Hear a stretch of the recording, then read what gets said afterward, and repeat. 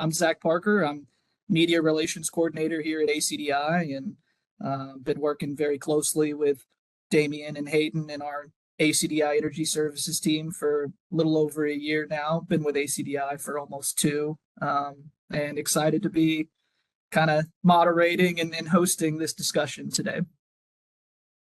Hayden, go ahead. Yeah, my name's Hayden Hathcote. I'm part of the ACDI Energy team. I'm the Energy Services Solutions Rep. Been with ACDI for about 2 years now, and helping all things EV related with Damian and Zach, and really enjoy it. And I'm Damian Cairns, Director of Sales for ACDI Energy. Have been around since basically day one.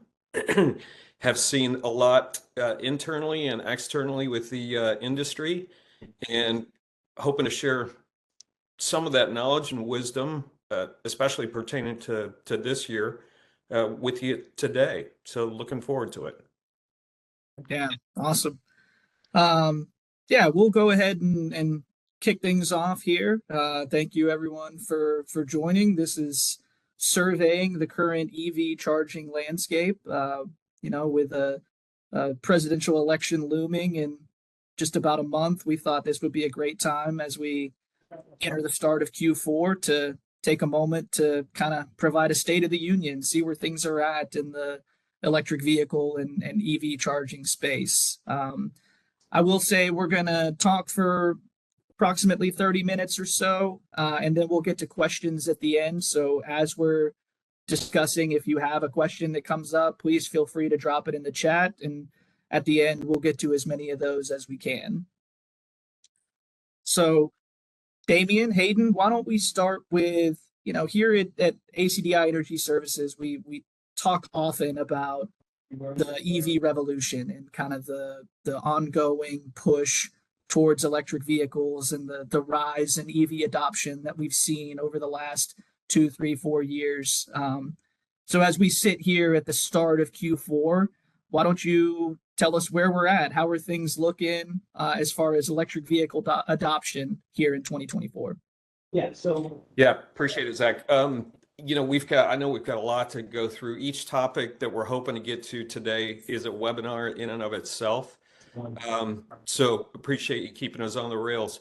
As we get into this and start talking about that topic, if you can throw up the image of adoption in general, the adoption bell curve, if you will, and let's kind of think back and use an example of adoption.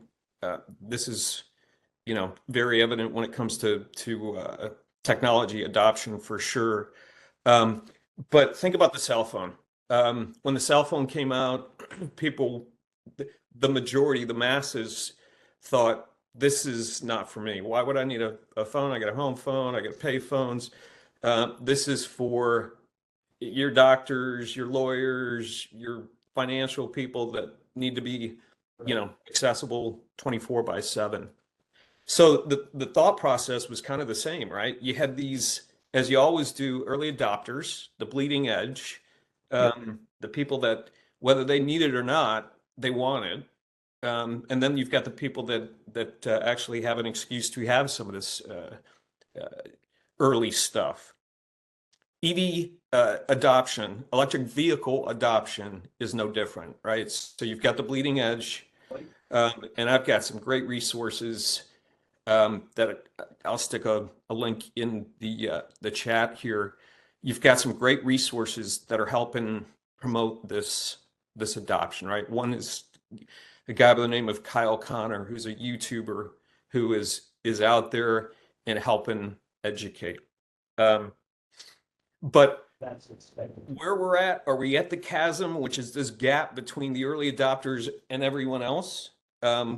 If we're not there, we're getting real close.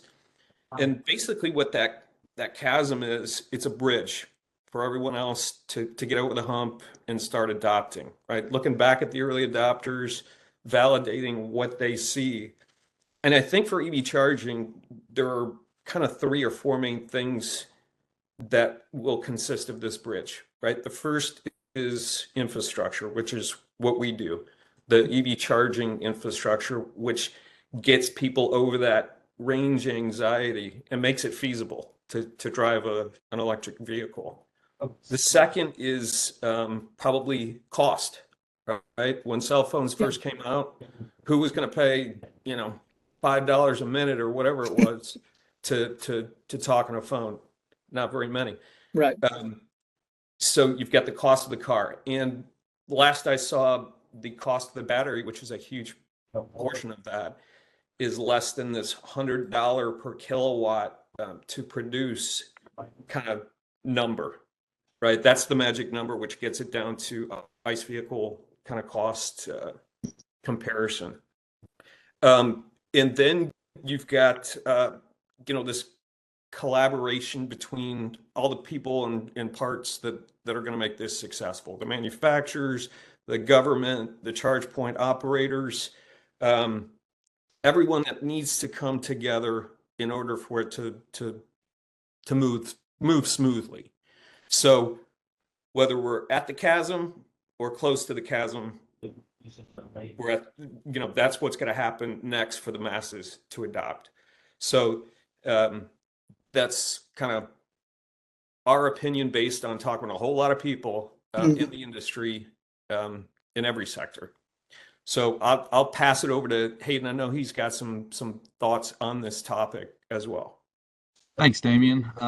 Yeah, I like to think about the iPhones. Whenever the iPhones first came out, how they kind of went through the same process where, no one knew what are these smartphone things, looking up, having the internet in your pocket and all kinds of, cool stuff like that. But I remember the iPhone's going through this same thing where it was in this chasm, and, when was it going to go to the masses, and ended up crossing that bridge. And, we see where smartphones are at today.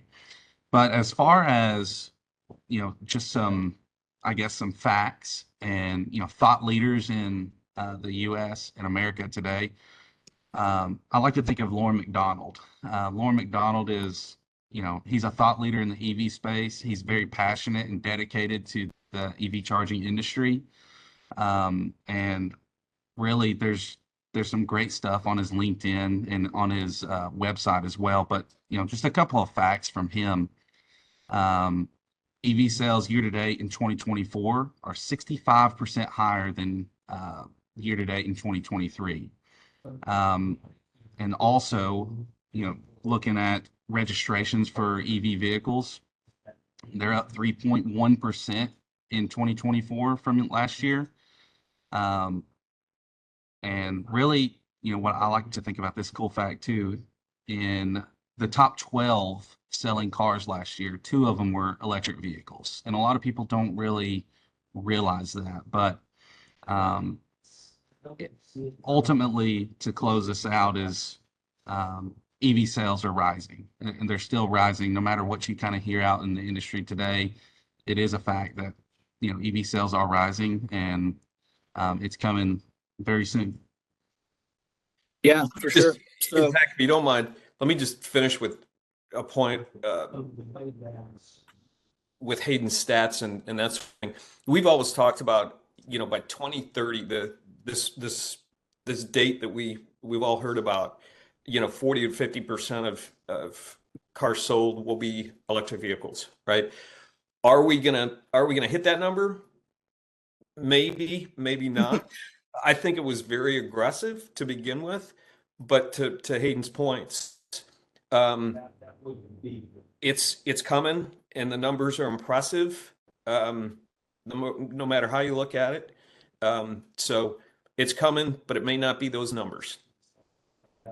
yeah, for sure. So one way or the other, safe to say that electric vehicles are here to stay, even if I'm in a location where, maybe I don't see dozens of Teslas when I'm out and about on my commute. That doesn't necessarily mean that they're not out there. Yeah. And Hayden, throw if you have the link, throw Lauren McDonald's link in there for everyone. Yeah. He's got a great website to check out. I actually threw an extra link in there. Another YouTuber, Marquise Brownlee, Oh yeah. MKHBD. Um, he's got a channel called Autofocus, which he does a lot of tech, but he does a lot of newer cars and EVs and that sort of thing as well. Yeah, a lot of great resources out there. As we continue, the obviously we touched on it at the beginning, and as much as maybe some of us are tired of talking about it or thinking about it, there is a presidential election looming. We're right at basically a month away from election day, and there's, I would say, a common belief out there that this election is going to be pivotal for the future of electric vehicles and EV charging. So I'd love if you guys could share maybe what you envision as possible outcomes based on the upcoming election. Yeah, so this is it's kind of I think it used to be more of a big unknown and more of an ominous thing based on party and who gets in and what's going to happen in the future. Um, we'll get to it. I know you want to transition, Zach, to the Elon Musk factor. We'll get there, but generally speaking, I think it's not going to be as big, a swing one way or the other, as people have thought in the past, based on a few different things. We've done a lot of, again, talking to experts, reading up, participating in things around this topic. And if you're going to take a bipartisan approach, you got to focus on what this means to everyone, not just one side or the other. And at the core of it, it's jobs, right? Job creation. Yeah. So, will there be, differences whether one candidate gets in or the other? Probably. But as we've talked about, the train has left the station. Money has been allocated by this administration. It's out there. They're not going to pull it back. No one's going to pull that back. Will there be tons more? Who knows? But we'll get into that, I think, Zach, on your agenda here. But I know, Hayden, you've done research around the topic and specific to jobs. So why don't you tell us about that a little bit? Yeah, thanks, Damien. Really, the effort is really bipartisan. Electric vehicles are a good thing for both parties because jobs are a good thing, essentially. And just a couple of quick facts here. There was a study done in Michigan, and they're projecting around 56,000 more EV related jobs to come over in the next 16 years, which I thought was pretty interesting. 20,000 jobs from these manufacturers have come since electric vehicles were introduced. And overall, you're looking at about 116,000 additional clean energy jobs to come in the next decade. So Wow. everything is going very green, and we need to, just be ready for that. And essentially,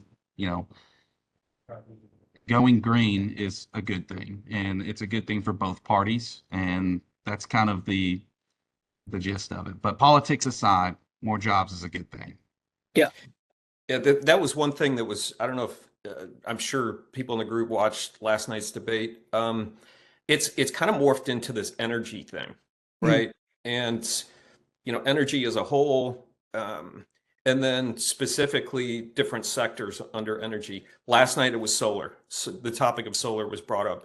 But whether it's solar, EV charging, EVs, we're talking about jobs here in the US versus Yeah. importing anything, whether it be parts, products, and taking advantage of energy as a whole. So I think that shift in mindset is good for everyone, right? And we will see attrition. We will see changes in who are going to be players in the EV space, EV charging space, solar space, whatever it may be. There will be shakeout and shakedown and the victors will be, very evident here in probably the near future. That's right, Damien. What a really cool thing to think about is, all these manufacturers, they all have uh, and will have EV divisions. So all the jobs for those EV divisions, and think of all the batteries that are getting made, the battery companies. I know there's one in Kentucky. There's a big one that they're building now, and it's huge. And I can't imagine how many jobs are in that, but there's just so many more jobs that are going to come of this. Awesome. Well, I definitely feel good knowing that the sky will not be falling next month based on the outcome of the election. At least from a electric Not from vehicle our and, perspective. right, from electric vehicle and EV charging perspective, we should be safe on that front. So that's definitely good news. But you check out the I put another link in. We're going to overload you with resources to check out after this. That's right. There's a great site that we've come across, evpolitics.org. If you want to dig deeper yourselves, that's an endorsed link that you can check out.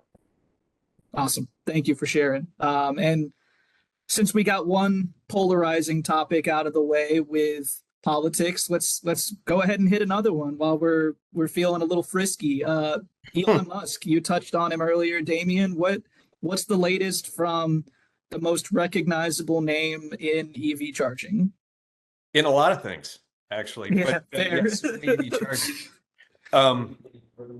I think this is a great thing for EVs, EV charging, all things EV. Elon, aligning with Trump. Is there some, strategy there for himself? Absolutely, but by default, we kind of ride the coattails of that, right? So, with Elon in there and in the ear of people that may need to see things different, I think that's a good thing for all of us, because we draft off of EVs. Obviously, it trickles down to us.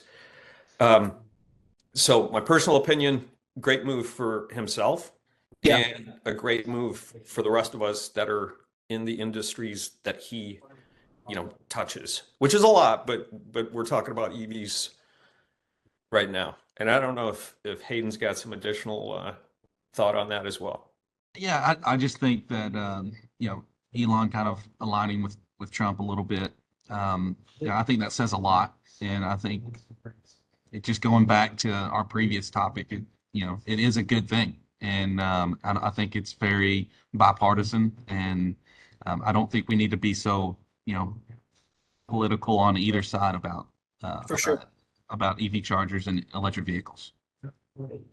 Great point. It seems that everything is politicized nowadays. So if we could, maybe keep electric vehicles and EV charging out of that and let it stand on its own, that would be great.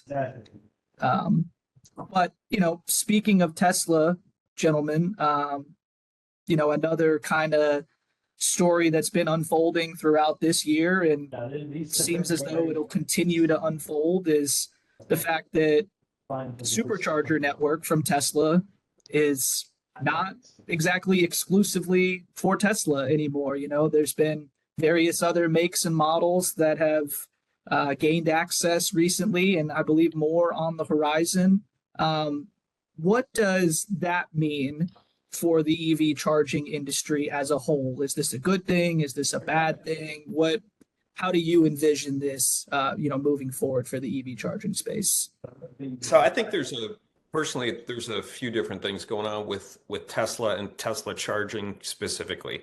As I'm sure everyone knows on this call, Elon came in typical fashion earlier this year, sent out an email at 4 a.m. and said, hey, 500 people are gone from our charging division. Now, at first, everyone was like in complete dismay and, trying to figure out what was going on. There's been a lot of, talk and debate in the industry about what that meant and why he did that. I think it all boils down to the fact that Elon sells cars and has from the get-go. Yeah. He couldn't sell cars without having chargers. So he kind of dictated his own future by putting a network of chargers out there, which was a fantastic move. He had to do that. Fast forward X number of years, and now he's got 2,200 supercharging stations, right? That's not the number of the plugs is somewhere around 27,000, but he's got 2,200-ish stations out there that have 4, 6, 8 chargers at each. So he's got enough of an infrastructure that his customers, Tesla driver customers, are comfortable, and the rest of the EV charging manufacturers got into the game and offer an alternative and offer him the ability to get out of the charger game and focus on his core business, which is cars. Sure. So I think from a tactical standpoint, it makes a whole lot of sense now that we step back and have all had time to chew on it and look at it. From an opportunity standpoint, for the rest of us non-Tesla charger providers, it's huge. It's a great opportunity for us to get in and grab that land that he could have potentially taken with his chargers. So it's huge opportunity. It's kind of this transition to everyone else, get in the game, get your footing like we are, and take advantage of an opportunity, a big opportunity. So that's what I think from the charger division at Tesla. The NACS plug, that's a whole other ball of wax. You've had these automotive makers, Ford, GM, Volvo, you name it, that have seen the infrastructure, the Tesla network, said, hey, let's build cars to the Tesla plugs and take advantage of that. Well, now that there's not going to be any more of those, do we really need to transition to the NACS plug? I think it's a great idea because the NACS plug is a great plug. But we'll see what happens there. That's to be determined. And then the last thing I'll say, which is actually your question, Zach, is how does the opening up to or of the infrastructure, the network, the Tesla charger network, affect everything? So, we've got now Ford, GM, Rivian, and soon to be in January, Kia, going to have access to Tesla chargers. I don't think that's going to make Tesla drivers very happy because instead of coming up and potentially getting in line behind a Tesla, you may be in line behind a Ford F-150 and a whole lot of them, or Rivian or whatever. So the need, again, back to opportunity, the need for other chargers out there, meaning ours or anyone else's, is going to be huge. So kind of long-winded to your original question, but Hayden, feel free to add to that. Yeah, thanks, Damien. No, I think you pretty much hit the nail on the head there.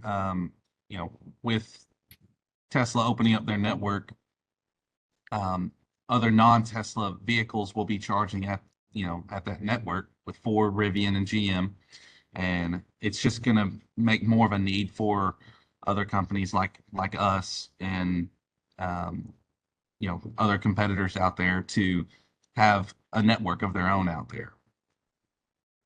Yeah, for sure. I'm glad you guys hit on, kind of the opportunity that exists there, because Hayden, I know you and I can certainly touch on personal experience of how frustrating and difficult it can be whenever you're, traveling, especially long distances, and charging stations are either unavailable or few and far between. That's right. Yeah, Zach and I took a EV road trip up to Cleveland and back to Arkansas, and man, that was a learning opportunity, but quite an experience. It was definitely an experience, and I learned so much on that road trip. And really just saw the opportunity with how little of EV charging ports and stations that were out there. Um, what was going on in the industry. Like one of our first stops we stopped at, uh, there were two down stations, and we had to go to another one and had to figure out how it worked. And it was just, and that wasn't the first time or only time that it happened on that road trip. And we were just honestly, we didn't worry about price. We were just worried about making it to the next station, you know, being Yep. 40, 60, or maybe even 80 miles apart from each other, you know, as far as level three stations go. And that kind of leads us into our next point is, you know, a NEVI update and, you know, how I think, you know, NEVI would make and impact, you know, our road trip a little bit easier. So, Zach, I'll lead you back into that. No, no, you're exactly right, because I think it's important to note that, we over the course of that road trip, I mean, we traveled 1,700 miles. We went through 7 different states, and it's not like the opportunity or the lack of chargers, however you want to look at it, that wasn't unique to one state. That was everywhere we went through. It was a bit of a struggle at times to, charge up our car and be able to continue on our journey. So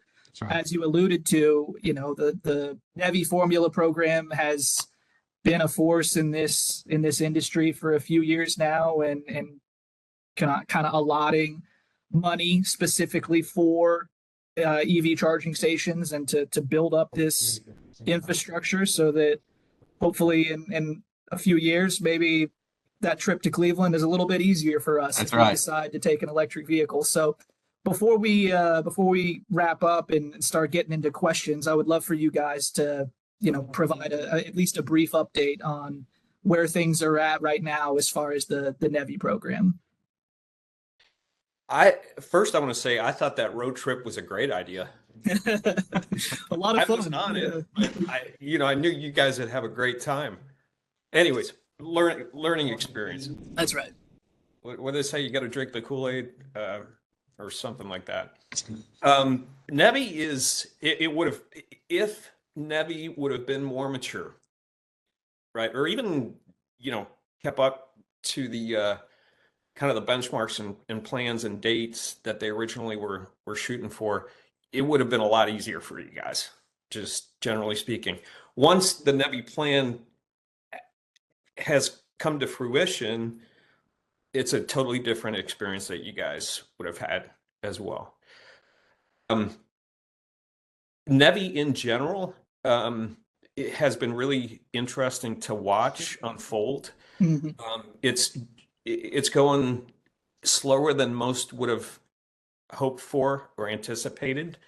There have been some really interesting kind of trends and/or unfolding of how it's happening versus how people envision. As I said, right now there are approximately 40 states that are in the process of NEVI writing, soliciting bids, asking for participation in states, right? So Yeah. there's roughly 41.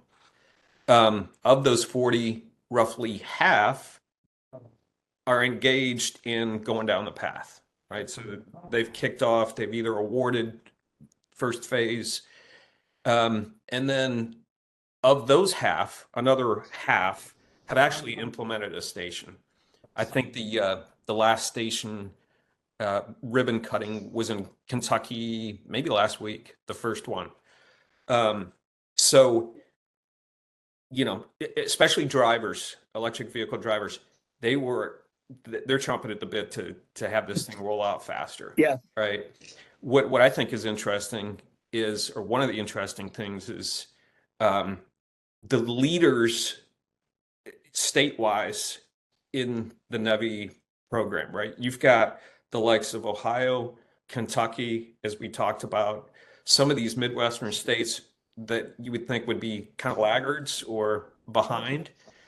We all know California's out ahead, right? Sure. So you've got these states that are kind of surprises, right? They're, Ohio and Kentucky are in phase 2 right now. And then you've got the likes of Florida, who by registration, I believe, has the second highest EV driver registration and hasn't even solicited a bid yet. So Oh, wow. getting back to this whole kind of political topic, does that have something to do with it? Maybe. Possibly. Getting back to the Tesla topic, Florida's got the second highest number of Tesla supercharger stations behind California. Are people looking at it and going, "Oh, well, there's enough, infrastructure out there. We don't have to rush"? I don't know, but the the fact of the matter is, it's unfolding slowly, or slower than projected, and kind of in a different trajectory, with different leaders than most thought were gonna rise to the top. So that's kind of my big summary of what's going on with NEVI right now. Yeah. Yeah. And I think one of you mentioned the Lauren McDonald's EV adoption website earlier. I would add he's a great follow on LinkedIn as well, and a great resource for keeping up with the latest in the NEVI program. I know he's consistently posting charts and graphs and kind of updates of everything that's going on that front. So if you're not already, I would definitely recommend giving him a follow on LinkedIn. Well, His website's in the chat. correct. Okay. Yep. That's kind of everything we had prepared. So at this time, I'd love for us to dive into a few questions. There were some that were sent ahead of time, and if you have any others, attendees, please feel free to drop them in the chat, and we'll get to them as we can. But let's start with, guys. I would say, especially for the pessimists on the outside looking in, there was some news that may have reinforced their personal beliefs about the future of EV charging, or lack thereof. And that's with Tritium declaring insolvency earlier this year. And there was a time in recent years where this whole space kind of seemed like the wild, wild west, and people popping up left and right of, "Oh, okay, let's give EV charging a shot. I can figure this out." And now it seems that maybe that's not quite the case, and we could see some attrition, as we saw with Tritium earlier this year. So based on what what you've seen, what you've heard, do you expect that to continue into 2025, and maybe we start narrowing down exactly who's going to be manufacturing and providing chargers in this space? And do you see that as a good thing for the industry? Yeah, I can start personally. Yes, most definitely. There's going to be a shakedown, attrition. You've got two different things going on. You've got kind of fly-by-night companies starting to, take advantage of, hardware sales, right? And that can be hardware all the way up to a car, right? As we've seen in some manufacturers there as well. The second thing is, so the weaker, those who this is not their core business and we're just in it to take advantage of a ripe market, they're going to fall by the wayside, or hopefully maybe even be gobbled up, right? Yeah. By the real leaders. And then second of all, you've got the influx of foreign product, right? Which, again, government's got a huge eye on this and does not want this to impact what we could be doing here. And what we could be doing here is the likes of Lincoln Electric, which, most should know we're partnered with up in Cleveland. So there are going to be some manufacturers that may have a decent or a product that could work here, but it's just going to be hard for them, or harder for them, to break into our market, based on the thoughts and thought leadership from the top down here. Yeah. So both of those factors will end up in the thinning of the market. For sure. Hayden, anything you want to add to that? Yeah, I was just going to add, I definitely think it's going to be a great thing to, um, to consolidate a little bit. I think it was kind of flooded at first, Yeah. and now we're starting to see some consolidation, and which will help the competitive market and help, you'll start to see the leaders in the space for the hardware to start thriving. For sure. For sure. Awesome. Well, we definitely look forward to that. It can be, as I said, the kind of the wild west um, setting that we were all in the last few years. It would be a lot more exciting, a lot more manageable, and I think we would all feel better if we were able to trim that down some and get it down to some brands, some manufacturers that we can trust, that we know are going to be in the space, that we know are going to be providing and filling the need that's out there for EV charging stations. We are aligned with and always will be aligned with those that are going to be left standing. So yeah, I'll say that. Yeah, for sure. One other question before we wrap up. Damien, I think you might have touched on this briefly earlier, but the subject of plug types and especially about standardizing a plug type. There's always been this NACS versus CCS and which one's going to be the standard and how are we going to move forward? Is there still going to be two of them? Or are we gonna phase out one of them and move forward with just one? Especially given the kind of the latest from Tesla that you touched on earlier, what's the expectation as far as NACS plug versus CCS plug, and are we going to be potentially any closer to a resolution moving into 2025? Yeah, that's a great question, and I can answer with opinion because no one knows, right? And I mean, it's an educated opinion, I think, but no one really knows. I think it makes a whole lot of sense to go just to standardize, right? In general, Sure.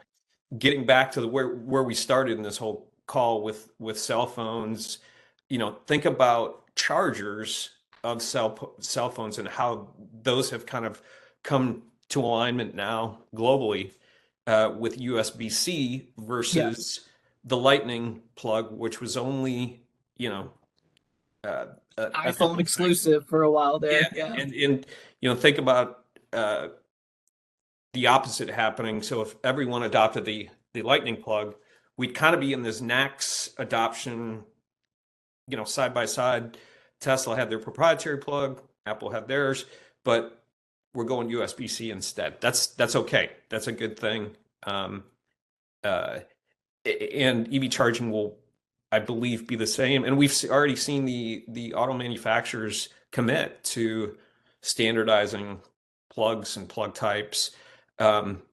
With earlier this year, them saying they want to go to the J3400 or the NACS plug because it's more ergonomically friendly. You can charge both level 2 and level 3 or DC fast through it, right? So I think it makes a whole lot of sense.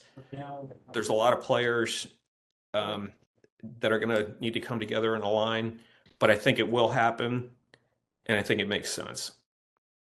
Yeah, Damien, I agree with you and align with you on that as far, as an opinion goes. I think eventually we will go that route towards the NACS plug, even though the current US standard is the J plug / CCS 1 plug.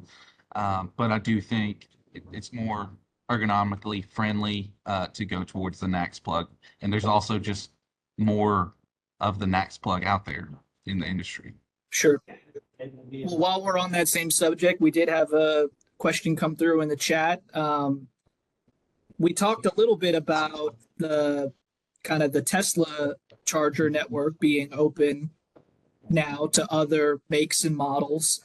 We got a question in the chat is looking at it the other way. Are Tesla owners open and available to charge on non-Tesla chargers? And what's the issue or challenge, if any, with regards to the plug type when it comes to Tesla owners using a non-Tesla charger? Yeah, that's a great follow-up and great question to this. Yeah, so Tesla drivers have always had adapters to be able to leverage and use non-Tesla chargers out in the wild. So that's been a thing since day one. When the opposite opened up, in other words, when non-Tesla manufactured cars were allowed to charge at Tesla charging stations, the opposite happened as far as adapters, right? So you got the inverse of what Tesla drivers were using to charge at non-Tesla chargers. So that's been going on. It's been a lot more user-friendly for Tesla drivers to be able to use a non-Tesla charger because the Tesla charging network has been locked down and just available for Tesla drivers. But then, as we talked about, Ford, GM, Rivian, and soon to be Kia, they're all going to have that ability. So everyone will be using some sort of an adapter for a while here until the standardization happens. So And it looks like the second part of that question was, are there any issues and challenges? And, currently we haven't seen any issues or challenges. It is really just an adapter you put on the end of the plug and use it as you would as your car's normal design plug. Downloading the app and going through that process, authenticating, and then starting the charge. I would say the only caveat to that is where you're going to get your adapter, right? Are you going to order a $2 adapter off Alibaba, or are you going to get, something it's going to work and not going to fry the, either side of that exchange? So that will be the only issue, I think, is the quality of these adapters until we all align. Awesome. Great stuff, gentlemen. We're rapidly approaching our time here, and no other questions remaining. So is there any final thoughts that either of you would like to share that maybe we didn't hit on during the course of this discussion?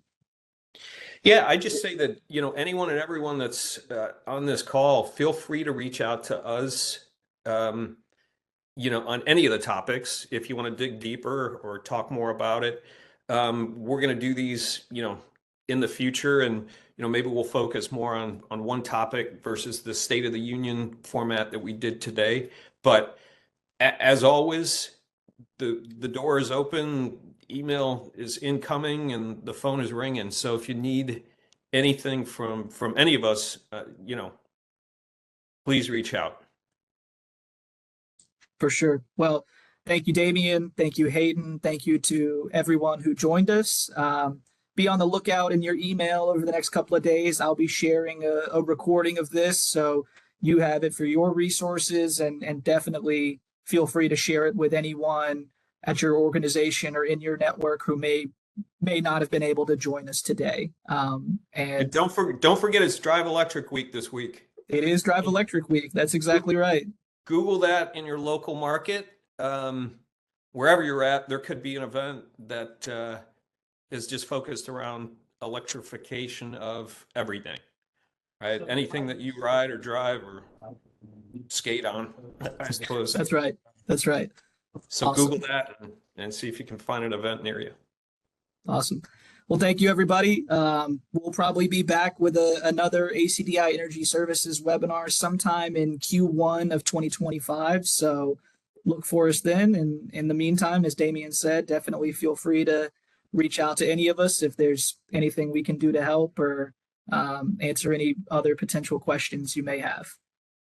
And for those who are going to watch the recording, I'm going to make sure I put a link to Drive Electric in here so that that will be on record as being a resource.